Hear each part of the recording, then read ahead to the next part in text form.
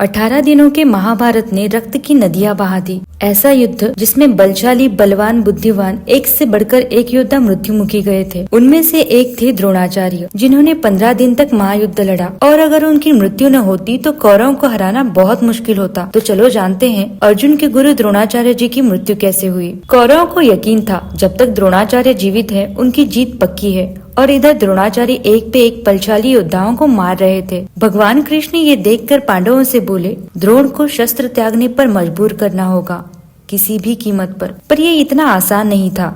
सारे बोले पर कैसे? कृष्ण बोले, द्रोण को बस एक ही बात युद्ध से रोक सकती है, वो है उनके पुत्र अश्वत्थामा की मृत्यु। भीम जल्दी से अश्वत्थामा को मारने चले। कृष्ण ने उन्हें रोकते हुए कहा, नहीं भीम, उसका नाम ही काफी है। कृष्ण के कहने पर भीम ने अश्वत्थामा नाम के हाथी को मार गिराया। इस बात की अफवाह फैल गई कि अश्वत्थामा मारा गया। ये बात द्रोणाचार्य को पता चली, फिर भी उन्होंने शस्त्र नहीं त्यागे। वो सीधा युधिष्ठिर के पास आए जो सत्य प्रेमी था। युधिष्ठिर कभी असत्य नहीं बोल सकता, ये द्रोणाचार्य को पता था। उन्होंने युधिष्ठिर से पूछा, क्या मेरा पुत्र अश्वत्थामा मारा गया? युधिष्ठिर शांत रहे। उनके पास कृष्ण गए और धीरे से बोले, यही तुम्हारा धर्म है, अपने प्रजा की रक्षा करो। इसके बाद युधिष्ठिर ने द्रोणाचार्य से कहा, अश्वत्थामा हतः, मतलब अश्वत्थामा मारा गया। इतना ही सुनकर द्रोणाचार्य जमीन पर बैठ गए। उनके शस्त्र हाथों से कब जमीन पर गिर गए ये पता ही नहीं चला। उन्हें कुछ भी समझ नहीं आया। यहाँ तक युधिष्ठिर के आगे बोले शब्द भी वो सुन नहीं पाए, जबकि युधिष्ठिर ने उसके आगे कहा था, नरहा वा कुंजरो वा, यानी कि मनुष्य या हाथी ये पता नहीं। द्रोणाचार्य की ये हालत होते देख कृष्ण ने शंख बजा दिया